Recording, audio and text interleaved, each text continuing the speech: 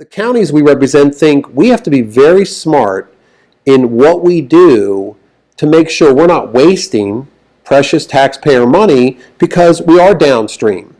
Okay, and you're absolutely right. The best way to keep pollution out of the bay is never letting getting it into any of the tributaries leading to the bay. That's sort of, everybody gets that. Here's what the Maryland experience has shown, that through legislation and regulation, changing people's activities and habits to keep pollution from ever getting into the water is a big undertaking. It's controversial, it's expensive, and it could produce results. But Maryland has been doing a lot of legislating and a lot of spending to keep pollution out of the waters. But the problem is we're at the point now where we have so much pollution built up above the dam, and the fact of the matter is very little is being done in the upper states, in the upstream states, compared to what Maryland's doing. And I will talk with anybody on this point.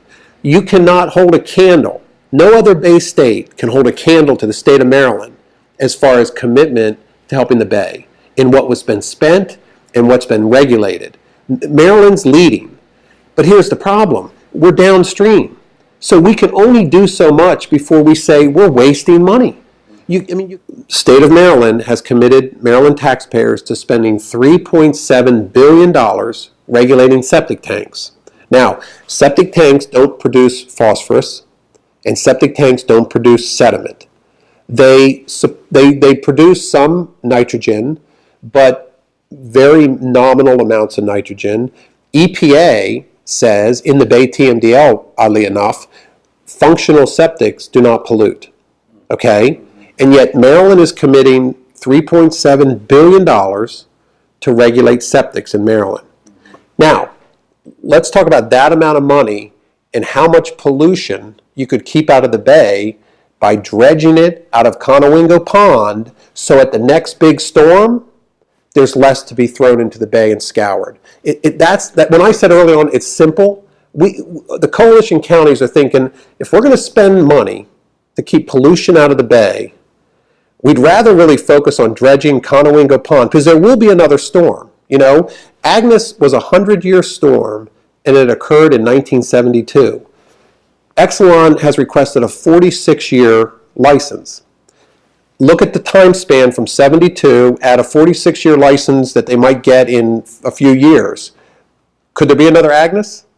Tropical Storm Lee, was that a 50, 75? So we got to look at this license that they're going to get. There's going to be other storms that hit the Bay watershed. The coalition counties are concerned with doing nothing with respect to dredging.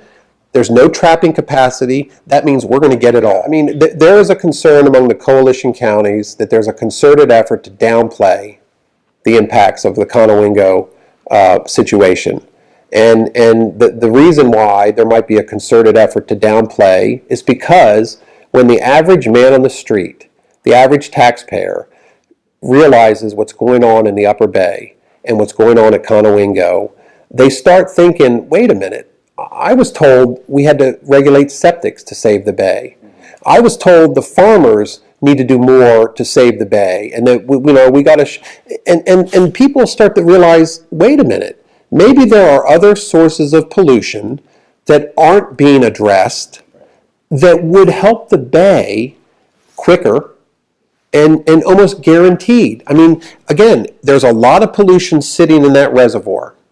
If we do nothing, it will be scoured into the Bay. What happens when people look at Conowingo, just what you did, they realize there's a problem at Conowingo in the reservoir, but then they say, what about all the other stuff coming down? And that's exactly what the coalition wanted, which was people to start realizing how little Pennsylvania is doing. So the problem, when you look at the coalition and who they think, who they're really fighting, it's not as much, it's really our own state government. Because it's our state government that has decided to meet the Bay TMDL. They're going to tell the counties to do certain things and clean the Bay. So that was and the counties are saying, whoa, we can't do this without Pennsylvania. So here's where we've been trying to put pressure on. We have said to the state of Maryland, and we've actually said to EPA, Why aren't you all putting more pressure on Pennsylvania? There's a provision in the Clean Water Act that says if there's any Bay state that doesn't think another Bay state is doing their share, they can petition EPA. The coalition counties would say, why on earth hasn't the state of Maryland done that? Even before they committed Maryland taxpayers to spending $14 billion, wouldn't you say, let's make sure Pennsylvania is doing its share? Because we might waste a lot of money. So therein lies one of the big challenges and problems with the Bay cleanup agenda, which is why, again, we think bringing as much attention to the Conowingo problem does just that. It gets Marylanders to realize, oh my gosh, we are doing so much, and yet, look what's happening upstream. Very little. We know how much nitrogen the state of Maryland predicts will be kept out of the Bay by regulating septics. There's a number. They assign a number. They say if we do all these things, we'll keep this many pounds of nitrogen out.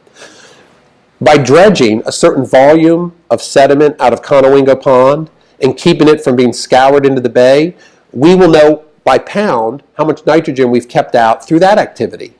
And the cost of that activity of dredging per pound of removal will be much cheaper than what the state is saying we should spend to regulate septics to keep a certain pound of nitrogen out. If we could regain trapping capacity, the Bay literally gets some breathing room. Today, there's no breathing room. With the loss of trapping capacity, you're right, we're getting it all anyway, right? Every day, we're not. It used to be that when the dam had ample capacity, that the pond, 3 million tons of sediment hit the dam every year.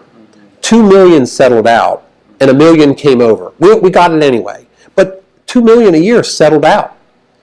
That isn't happening anymore. So every day now, we're getting a lot more pollution than we used to because there's no trapping. You get the storm, you get the scour. So we think by adding trapping capacity, we at least give the Bay some breathing room, and we can get back to like restoring oysters in a meaningful way. We spend a lot of money dredging shipping channels in the Upper Bay to keep the Port of Baltimore viable. And nobody argues with the importance of keeping the Port of Baltimore viable. You know, got to do that. And we're talking about a lot of money, Dave, $1 billion in the last 10 years, dredging shipping channels, finding places to put the spoils, creating artificial islands.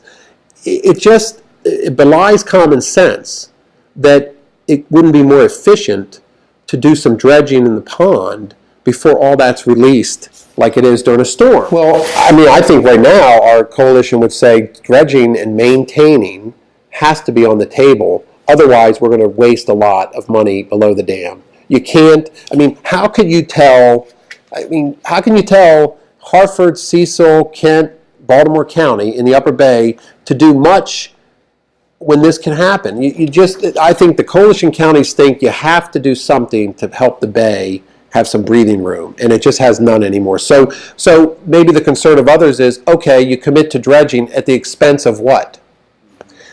Let's see. We haven't said do that, we're not going to do this. Let's do it all, but we got to do it in a certain order. Well, here's where the policy on WIPs. The WIPs are local plans that are subject to adaptation and refinement. They like any local plan, comprehensive plan, master water and sewer plan. I mean, local governments do a lot of planning.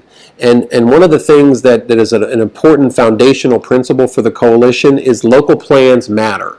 Right? If a county government has a local plan, then that should be respected. When the federal government and the state government start dictating, they should say, well, what does your local plan say? What do you have in mind? So take the WIPs. And we said this early on to the counties that were involved in the coalition. As far as we're concerned, the money you're spending to understand what's going on up at Conowingo, to intervene in the relicensing, that's part of your WIP plan. Because your WIP plan is, you're trying to improve the water quality of the Bay. Now, the state told us, this is what we want you to focus on.